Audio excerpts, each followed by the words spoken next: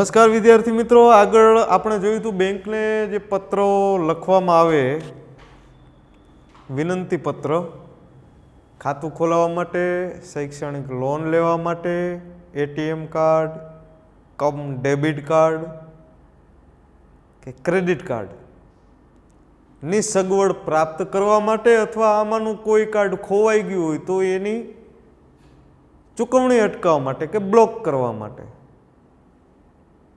ચેકના નાણાંની ચૂકવણી અટકાવવા માટે, ખાતું બંધ કરવા માટે, ડીમેટ ખાતું શરૂઆત જે કરવાની હોય એનું માર્ગદર્શન લેવા માટે, ઓવરડ્રાફ્ટની સગવડ મેળવવા માટે.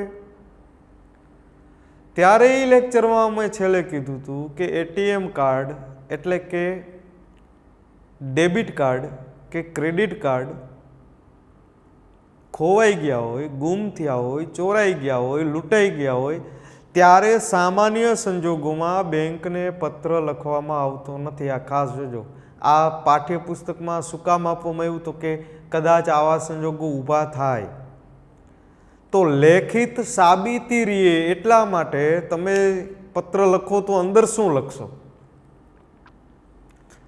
કારણ કે મેં કીધું હતું કે એને મોટો ડિસએડવાન્ટેજ જે છે, એક મોટો ગેરફાયદો છે એ કયો કે આજે આપણું કાર્ડ ખોવાનું એની આપણને કાલ ખબર પડી કે મેં ભાઈ ગઈકાલે કાર્ડ અહીંયા રાખ્યું તો આજે ગુમ થઈ ગયું, એટલે તરત આપણે પત્ર લખ્યો, પછી પોસ્ટ કર્યો, 3-4 દિવસે બેંકે પહોંચ્યું, બેંકના મેનેજર પાસે આવ્યો, એને ટાઈમ મળ્યો ત્યારે એ પત્ર ખોલીને વાંચ્યો, પછી એને એક્શન લઈએ, ત્યાં તો 5-6 દિવસનો સમય આવેલો જાય. ત્યાં તો એ કાર્ડનો કોઈક વ્યક્તિ જેને લઈ લીધું હોય કે મળ્યું હોય એ વ્યક્તિ એનો દુરુપયોગ કરી શકે. એનાથી મેં કીધું તું બેસ્ટ વસ્તુ કઈ કે આપણે ખબર પડે કે આમાંનું કોઈ કાર્ડ ગુમ થયું, તરત જ શું કરવાનું, બેંકને કોલ કરીને કે મેસેજથી જાણ કરીને અને તરત બ્લોક કરવાની સૂચના આપવી. આ બધાય આપણે જે ચર્ચા અગાઉમાં કરી એ બધું શું, વિનંતી પત્ર. હવે આપણો પોઈન્ટ છે બેંકને ફરિયાદ કરતો પત્ર. જોકે બેંક આવો મોકો બહુ આપતી નથી, ક્યારેક ક્યારેક માણસ છે, માનવીય ભૂલને સ્થાન છે, એટલે ક્યારેક ભૂલ થઈ શકે, કર્મચારીની અણઆવડતના કારણે, ઉતાવળના કારણે, આપણી ગેરસમજના કારણે ભૂલને સ્થાન છે. તો આવી ટકરાવ અને ભૂલને નિવારવા માટે બેંકને ફરિયાદ કરતો પત્ર લખીએ છીએ. ક્યારેક જવાની જગ્યાએ ઉધાર થઈ જાય, ક્યારેક આંકડામાં ફેરફાર થઈ જાય, પાસબુકમાં ભૂલ થઈ જાય, ચેકબુકમાં ભૂલ થાય, થઈ શકે ને. જોઈએ, બેંક દ્વારા ચેકને ખોટી રીતે અમાન્ય કર્યો હોવાની ફરિયાદ. 3 અહીંયા ચર્ચા કરી છે. ચેક અમાન્ય પહેલો જ પોઈન્ટ છે. હવે ચેકને 2 રીતે આપણે સમજીએ. ચેકના પ્રકાર તો આપણે જોઈ લીધા હતા. ક્યાં? એક સાદો એટલે કે બેરર અને એક ક્રોસ્ડ. હવે એના 2 પ્રકાર આપણે જોઈ. ચેક અમાન્ય થાય કેવી રીતના, એક ચેક બાઉન્સ થાય અને એક ચેક રિટર્ન થાય. આ 2 જ સંજોગો છે. આ 2 સંજોગો ભયંકર ભૂલ ગણાય, અક્ષમ્ય અપરાધ ગણાય. એટલે જ્યારે ચેક આપણે લખતા હોઈએ ત્યારે પૂરેપૂરી કાળજી રાખી અને ચેક લખવું. ક્યારેક થાય એવું કે માનો આપણે કોઈ વ્યક્તિને 10,000 રૂપિયા આપવાના છે, આપણા ખાતામાં 7,000 રૂપિયા જ પડ્યા છે, ઇન એકાઉન્ટ 7,000 રૂપિયા છે, આપવાના છે 10,000, 3,000નો તૂટો. હવે જે વ્યક્તિને આપણે 10,000 આપવાના એ વ્યક્તિ એમ કહે કે મને ચેક આપી દો, હું બેંકે જઈને વટાવીને 10,000 લઈ લઈશ, તમે છૂટા.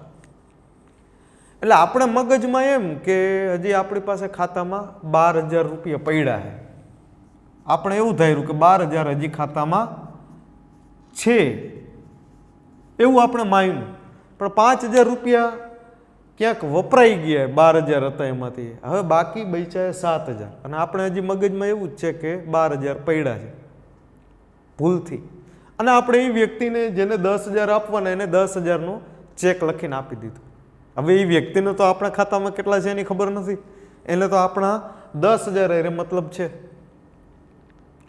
હવે એ વ્યક્તિ 10,000નો ચેક લઈને જશે આપણી બેંકમાં, વટાવા જશે, કેશિયર એ ચેક જોશે, આપણા એકાઉન્ટને ડિટેલ મેચ કરશે, ખાતામાં 10,000 સોરી ખાતામાં 7,000 છે, ચેકની રકમ 10,000. હવે કેશિયર શું કરશે? ચેકનું શું થશે? રિટર્ન થશે, બરોબર ને? શું લેવાનું? કારણ કે 3,000ની રકમ ડિફરન્સ આવે, માઇનસ એકાઉન્ટ થઈ જાય. તો આ જે ચેક ધારક છે 10,000 રૂપિયા જેને આપવાના છે એ વ્યક્તિ એમ નહીં કહે કે કાંઈ વાંધો નહીં, ખાતામાં 7,000 છે ને તો અત્યારે મને 7,000 આપી દો, 3,000 હું એ વ્યક્તિ પાસેથી રોકડા લઈ લઈશ. કે કેશિયર એમ નહીં કહી શકે કે ચેકમાં 10,000 છે ને અહીંયા અમે તમને વધુમાં વધુ 7,000 આપી ગઈ, કારણ કે એ વ્યક્તિના ખાતામાં જ 7,000 છે. એટલે જ્યારે આપણે ચેક લખવાનો થાય ત્યારે ખાસ કરીને જોવું કે આપણા એકાઉન્ટની કરંટ પોઝિશન શું છે, અત્યારની સ્થિતિ શું છે. નહીંતર બાય ચાન્સ બાય ફ્લક ભૂલાઈ જાય, જેમ અત્યારે હમણાં ચર્ચા કરી કે આપણે એમ જ છે કે આપણા ખાતામાં 12,000 છે, એમાં 10,000નો ચેક આપી દો, 2,000 તોય વધશે, પણ એ 12,000માંથી 5,000 આપણે ક્યાંક વાપરી નાખ્યા કે ખાતામાંથી કપાણા કે આપણે ઉપાડી હોય એ આપણે ધ્યાનમાં જ નથી કે 7,000 જ બચ્યા છે, તો એ વ્યક્તિ 7,000નો ચેક ન લખે. હવે આવું બને કે કોઈ જે બેંકમાં ખાતું જ નથી, માની લ્યો કે મેં કોઈ વ્યક્તિને બેંક ઓફ બરોડાનો 10,000નો ચેક આપ્યો, ચેકબુક મારી પાસે પડી હતી એટલે મેં ચેક લખી નાખ્યો. હવે એ બેંક આરે મારે સંબંધ નથી, બેંકમાં ખાતું બંધ થઈ ગયેલું હોય, આ તો ચેકબુક જૂની પડી હતી એમાંથી મેં ચેક લખીને દઈ દીધો, ઓલો વ્યક્તિ 10,000 લઈને બેંક ઓફ ઇન્ડિયામાં જશે, ખાતું જ ચાલુ નથી તો એ વ્યક્તિ ક્યાંથી આપશે? આવા સંજોગોમાં શું થાય? Return bounce.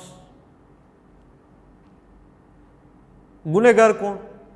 ચેક લખનાર. આ બે સંજોગોમાં ચેક બાઉન્સ થાય કે રિટર્ન થાય ત્યારે પ્રાવધાન શું છે? નિયમ કે આવા સંજોગોમાં ચેક રિટર્ન થાય, અમાન્ય તો બેંક કરે, ચેક બાઉન્સ થાય કે રિટર્ન થાય ત્યારે ચેક લખનાર વ્યક્તિ જે જવાબદાર છે એને દંડ અથવા જેલ અથવા સજા અથવા બંને થઈ શકે.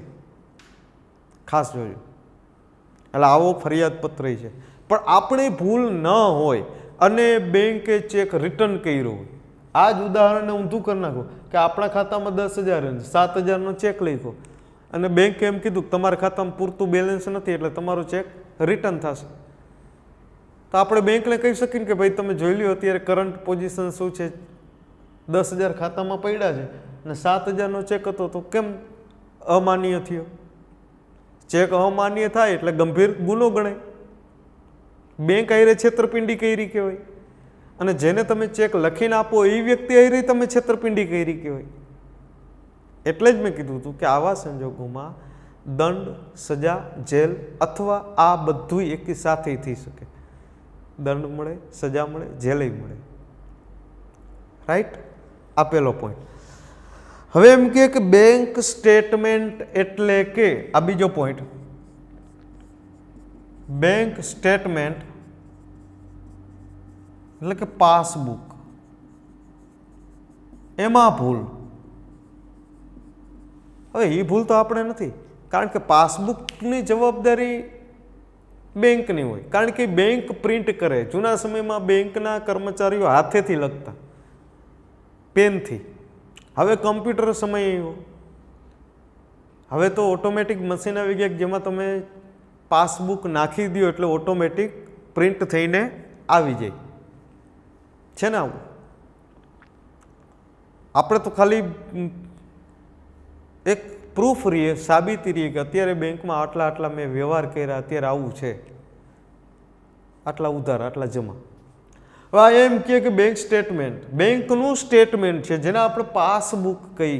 જો બે બેંક બુક ઇસ્યુ કરે, એક ચેકબુક, એક પાસબુક. પાસબુક એ બેંક આયરેના આપણા સંબંધનો અરીસો હોય. ખાસ જોજો કે આપણો બેંક સાથેનો સંબંધ કેવો એની ખબર શેના ઉપરથી પડે? પાસબુક ઉપરથી.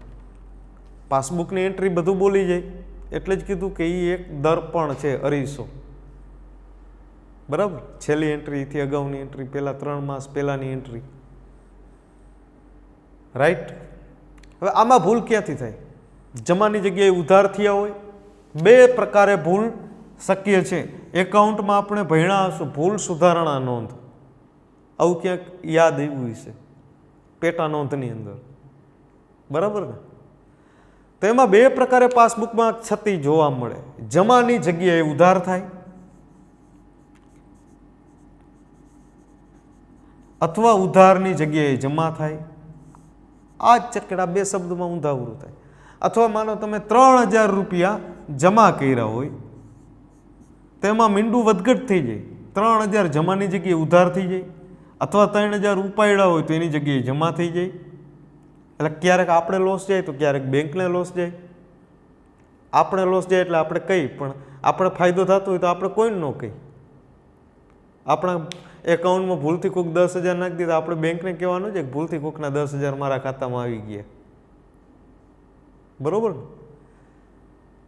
પણ આ એન્ટ્રી રિવાઇઝડ થાય, બેંકને જ્યારે ત્યારે ખબર પડે ત્યારે એ પરત આપણા પાસેથી પૈસા લઈ શકે અને આપણે આપવા માટે બંધાયેલા છે. ખાસ જોજો ને કે આવા સંજોગો ઊભા થાય. હવે આ 3,000ની જગ્યાએ 30,000 થઈ જાય, મીંડું વધઘટ થઈ જાય, અથવા 30,000ની જગ્યાએ 3,000ની જગ્યાએ 300 થઈ જાય. એક મીંડું વધ્યું, એક ઘટ્યું, આવું થઈ શકે. અથવા 375 રૂપિયા તમે જમા કર્યા હોય તો આંકડા પાછળના બદલી જાય, 357 થઈ જાય. આવું થતું એકાઉન્ટની અંદર આપણે આવા એક્ઝામ્પલ જોયેલા છે. રેડી? આગળ, બેંક કર્મચારી દ્વારા થયેલી ગેરવર્તણૂકની ફરિયાદ. આ 2 સ્ટેટમેન્ટમાં ભૂલ આવી. ત્રીજું, ગેરવર્તણૂક. હવે આની સાબિતી તો કેમ કરતા મળે? સીસીટીવી કેમેરા અને ફૂટેજ સિવાય શક્ય છે નહીં. તમે બેંક પાસે ગયા, બેંકમાં ટ્રાફિક છે, કોઈ કર્મચારી સાથે તમારે વાતચીત કરવાની હતી કોઈ ઇસ્યુને લઈને, એટલે એ વ્યક્તિએ તમને સંતોષકારક જવાબ ન આપ્યો, એટલે તમે એનું ધ્યાન મેનેજરને આપ્યું, મેનેજર તરફથી તમને સંતોષકારક જવાબ ન મળ્યો. આપણી ભૂલ હોય, અથવા એ ભૂલને આપણે છાવરવા માટે, બચાવવા માટે થઈને પણ આવું કરતા હોય. એટલે 3 પ્રકારે આપણે બેંકને ફરિયાદ કરતા પત્ર લખીએ છીએ. પણ એની અંદર ઘણા પડે છે. જેમ કીધું, ચેક અમાન્ય થાય તો બાઉન્સ અથવા રિટર્ન, સ્ટેટમેન્ટમાં ભૂલ થાય તો ઉધાર જમા કે આંકડાની અંદર ફેરફાર થાય, કે આજે જમા કરાયો હોય 3 દિવસ પછી જમા થાય, સમય વયો જાય તો એ ભૂલ થઈ. બરાબર? કે આજે જમા કરાયું હોય તો આજની તારીખમાં એન્ટ્રી બોલવી જોઈએ કે આજે મેં બેંકમાં જઈને 10,000 જમા કરાવ્યા, કે ભાઈ આજની તારીખ 5, તો 5 તારીખે મેં 10,000 જમા કરાવ્યા. આ એની સ્લીપમાં તારીખ લખેલી, પણ બેંકમાં ભૂલથી ને 7 તારીખ કે 8 તારીખ 2-3 દિવસ રહીને પછી જમા થાય તો પછી ગેરવર્તણૂક. બેંકની મુલાકાત દરમિયાન કોઈ કર્મચારી સાથે તમારે અણછાજતું વર્તન થયું, તમે અણછાજતું વર્તન કર્યું હોય અથવા એના તરફથી એવો કોઈ બનાવ બનવામાં આવ્યો હોય, ત્યારે બેંકને તમે ઉદ્દેશીને આ ફરિયાદ પત્ર લખી શકો છો. રેડી? અહીંયા સુધીની હતી આપણી થિયરી. હવે આગળ જોઈ, એક મસ્ત મજાનું ફોર્મ આપ્યું છે, પણ એ આપણા માટે અગત્યનું નથી. કે બેંકમાં જ્યારે આપણે પત્ર લખી તો ખાસ કરીને એક MCQ આગળ આવેલો છે. એકમાં તો આપણે અંડરલાઈન ખેંચેલી શરૂઆતમાં છે, કઈ? બેંકની વ્યાખ્યામાં, જેમાં 3 પોઈન્ટ પડતા હતા એમાં. હવે એમાં કીધું તું જોજો, બેંક પત્ર વ્યવહારના ઉદાહરણના પત્ર આપ્યા. અહીંયાથી થિયરી આપણી જો કે પૂરી થાય છે, પણ દરેક પત્ર પૂરો થાય ને, નમૂનાનો પત્ર એટલે 2-3 લીટી એના વિશેની ચર્ચા કરેલી. એટલે એવું નહીં માનવું કે આટલામાં શું પૂછે. MCQ કે વન લાઇનર જે ક્વેશ્ચન હોય ને એટલામાંથી જ નીકળે, એટલે જોવું ખાસ. એટલે જો એમાં એક કરીને ખાતું ખોલાવવા અંગેનો પત્ર, મોટી ભૂલ તો આયા થઈ કે ખાતું ખોલાવવા માટે પત્ર હોય જ નહીં, એટલે પત્ર તમે કોઈ બેંકને લખો તો એ કંઈ ખાતું ખોલી ન દે. કે તમે કોઈ બેંકને પત્ર લખો કે ભાઈ અમારે તમારી બેંકની સેવા જોઈ છે ને મારે તમારી બેંકમાં ખાતું ખોલાવવું છે, તો બેંક કંઈ તમારો પત્ર વાંચીને ખાતું ખોલાવે નહીં. એના માટે એક જ કન્ડિશન છે કે તમારે લાઈવ રૂબરૂ બેંકે જવું પડે, પછી એના મેનેજર સાથે તમારે ચર્ચા કરવી પડે. મેનેજર અવેલેબલ ન હોય તો એના આસિસ્ટન્ટ હોય, એના કર્મચારી સાથે તમારે સંવાદ કરવો પડે કે ભાઈ હું તમારી બેંકની આ સેવા લેવા માગું છું, આ પ્રકારનું ખાતું ખોલવું છે. એ ચર્ચા થયા પછી તમે જે બેંક ડોક્યુમેન્ટ માગે કે ભાઈ પરમિટની ઝેરોક્સ, પાસપોર્ટ સાઇઝના ફોટા, XYZ, એ તમે ઉપલબ્ધ કરાવો ત્યારબાદ બેંક ખાતું ખોલવાની પ્રોસેસ હાથ લે. બાકી અહીંયા તો પાઠ્યપુસ્તકમાં આપેલું છે કે ભાઈ બેંકમાં ખાતું ખોલાવવા માટેનો પત્ર, નમૂનાનો પહેલો પત્ર. જોકે અહીંયા મોટી ભૂલ જ આપણી એ થાય કે બેંકમાં ખાતું ખોલાવવા માટે કોઈ પત્ર જ ન હોય, પણ ખાતું ખોલાવવા માટેનું માર્ગદર્શન લેવા માટે પત્ર હોય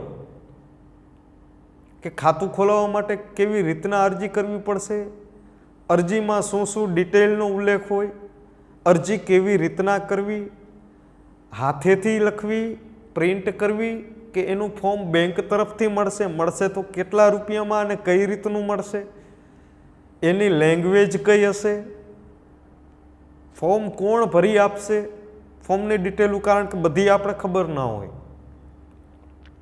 અને ફોર્મ જે ખાતું એક્ટિવ કરવા માટેનું, ખાતું ચાલુ કરવા માટેનું જે ફોર્મ હોય એમાં ઢગલાબંધ માહિતી હોય. આ જરૂરી નથી કે આપણે આવડતું હોય. એટલે બેંક શું કરે કે આવા અશિક્ષિત કે અર્ધશિક્ષિત જે એના કસ્ટમરો બનવા જઈ રહ્યા છે એને મદદ કરવા માટે આસિસ્ટન્ટની નિમણૂક કરેલી હોય. એ બેંકનો કર્મચારી તમને ડિટેલ પૂછતો જાય, તમે જે બોલતા જાઓ એ રીતે એ ફોર્મ ફિલઅપ કરતો જાય. કારણ કે આપણે જો ફોર્મ ભરવા બેસું તો ક્યાંક ભૂલ થઈ શકે, કારણ કે આપણી પાસે એક્સપિરિયન્સ નથી, પહેલી જ વખત ખાતું ખોલાવવા માટે જઈએ. પણ બેંકનો કર્મચારી જો એ આપણા વતી ફોર્મ ભરશે ને તો ક્યાંય ભૂલ નહીં કરે, કારણ કે બધી બાજુથી એની પાસે નોલેજ અવેલેબલ હોય છે, ખબર જ હોય. એટલે અહીંયા કીધું કે એના માટે પત્ર, પણ યાદ રાખવું પત્ર ખાતું ખોલાવવા માટેનો ન હોય, પણ ખાતું ખોલાવવા માટે જે જરૂરી સૂચનો હોય, માર્ગદર્શન લેવા માટેનું હોય કે કયું ખાતું બેસ્ટ રહે, ખાતાનો શું નિયમ હોય, ખાતું ખોલાવ્યા બાદ અમુક એકાઉન્ટની અંદર તમારે મિનિમમ બેલેન્સ રાખવી પડતી હોય કે ભાઈ કોઈ બેંક એમ કે ભાઈ 5,000 તમારે મિનિમમ બેલેન્સ રાખવાનું, એટલે તમારે રાખવું જ પડે. પછી તમે એમ કહો કે ભાઈ 5,000 મારા ખાતામાં છે, હું 3,000 ઉપાડી લઉં, પાછળ 2,000 વધ્યા, તો બેંક તમને આપશે, કારણ કે તમારા પૈસા છે. બેંક થોડી ના પાડશે કે ભાઈ તમે 5,000 મિનિમમ બેલેન્સમાંથી કેમ 2,000 જ રાખ્યા, 3,000 ઉપાડી લીધા. તકલીફ ત્યારે પડશે જ્યારે મહિનો પૂરો થશે ત્યારે તમારો જે ક્રેડિટ સ્કોર બનશે એમાં તમારું જે લેવલ છે એ 5,000 ઓછામાં ઓછા ડેઈલી રાખવા પડે, એનાથી તમે નીચા રાખ્યા, ઓછા રાખ્યા, 2,000 રહ્યા, એટલે તમારે પેનલ્ટી ચાર્જ ભરવું પડે. સમજાણું? બેંકની તમારે સારી સેવા લેવી એટલે બેંક તમને એમ કહે કે 5,000 મિનિમમ અકાઉન્ટ બેલેન્સ મેન્ટેન કરવું ફરજિયાત છે, એટલે તમારે રાખવું જ પડે. ઓકે, એટલે અહીંયા ખાતું ખોલાવવા અંગેનો પત્ર જે એક કરીને આપ્યો છે એમાં પહેલું જ જે સેન્ટેન્સ છે ત્યાં અંડરલાઈન ખેંચી નાખજો કે સામાન્ય રીતે બેંકમાં ખાતું ખોલાવવા માટે પત્ર લખવાનો હોય જ નહીં, જે હમણાં મેં વાત કરી કે શક્ય જ નથી. આ ક્યાંથી શક્ય હોય? ડિસ્ટન્સ એકાઉન્ટ ખોલી શકે કે હું કહું કે ભાઈ બેંક ઓફ બરોડાને કે ભાઈ હું તમને પત્ર લખું છું મેનેજર સાહેબ કે મારું નામ આ છે, આ મારી ડિટેલ છે, તમે તમારી બેંકમાં મારું ખાતું ખોલી આપો. પત્રથી ખાતું ખોલી જાય? ઇમ્પોસિબલ. જ્યાં સુધી તમે ફેસ ટુ ફેસ બેંકની લાઈવ મુલાકાત નહીં લ્યો, એને જે ડોક્યુમેન્ટ જોઈએ છે એ તમે નહીં આપી શકો, ત્યાં સુધી બેંક કંઈ કરી શકવાની નથી. હા, તમને માર્ગદર્શન આપી શકશે, તમારે જે ડિટેલ પૂછવી હોય, બે રોકટોક ઇન્ક્વાયરી કરી શકો. રેડી. એટલે અહીંયા અંડરલાઈન ખેંચજો કે બેંકમાં સામાન્ય રીતે ખાતું ખોલવા માટે પત્ર હોય જ નહીં, પણ બેંક તરફથી એક નમૂનો પ્રિન્ટ કરવામાં આવેલો હોય એ તમારે ફિલઅપ કરવાનો હોય, જેની અગાઉ આપણે ચર્ચા કરી. ઓકે. હવે એમ કે બેંક દ્વારા નિયત કરેલ ફોર્મમાં જરૂરી વિગત ભરી માયગા પ્રમાણે પુરાવા આપીને જે તે બેંકમાં એ જમા કરવાનું હોય. નહીં, આપણે ભરતાય નથી, કારણ કે આપણાથી ભૂલ ન થાય. બેંક ભરેલા ફોર્મની ચકાસણી કરી અરજદાર પાસે ખાતું ખોલવા માટે જરૂરી લઘુત્તમ જમા રાશિ લઈને ખાતું ખોલી આપે. મિનિમમ ઓપનિંગ બેલેન્સ, જેને આપણે ડિપોઝિટ કહીએ, શરૂઆતમાં જ બેંકે, અને આ રકમ બહુ નજીવી હોય.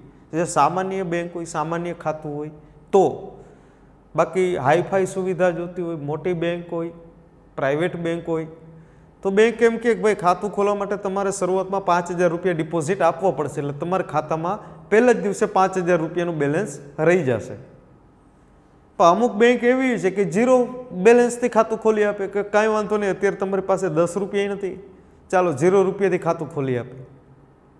પ્રધાનમંત્રી જન ધન યોજના અકાઉન્ટ જે આખા વિશ્વમાં રેકોર્ડ છે, એ 0 અકાઉન્ટ બેલેન્સથી ખાતું ખોલી આપે છે.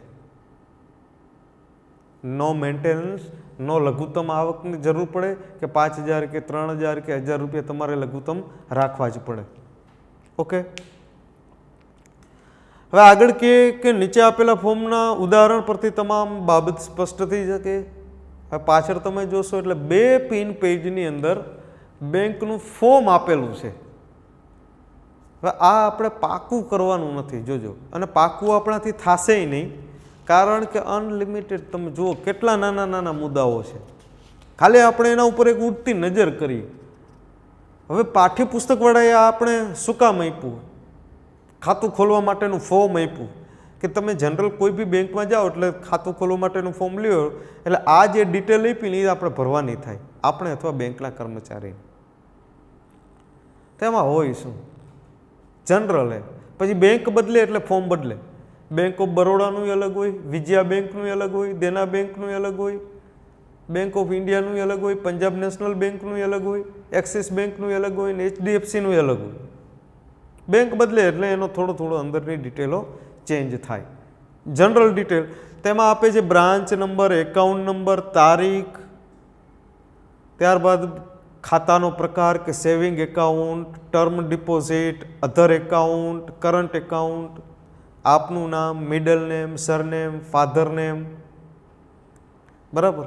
પછી ઓક્યુપેશન, તમે કેવો ધંધો કરો છો, બિઝનેસ છે કે સેવા છે કે નોકરી છે, તમારી લઘુત્તમ આવક કેટલી, વાર્ષિક ટર્નઓવર કેટલું, તમારી પાસે સંપત્તિ કેટલી, મકાન છે, પ્લોટ છે, દુકાન છે, તો એના નંબર, લાઇટ બિલ, રેશન કાર્ડની ઝેરોક્સ, XYZ, ઘણી બધી ડિટેલો આમાં આપેલી છે. કુટુંબના સભ્યોની યાદી જે આપણે રેશન કાર્ડ ઉપરથી મળી જાય, વિવાહિત છો કે અવિવાહિત, મેલ કે ફિમેલ, ઘણી બધી ચર્ચા કરવામાં આવી છે કે તમારી પાસે આ તો ચલ સંપત્તિની વાત, અચલ સંપત્તિની વાત થઈ. ચલ સંપત્તિમાં તમારી પાસે શું છે? બાઇક છે, કાર છે, મોટર કાર, બાઇસિકલ, કે નન ઓફ અબોવ, કે આમાંથી કાંઈ નહીં, બરાબર.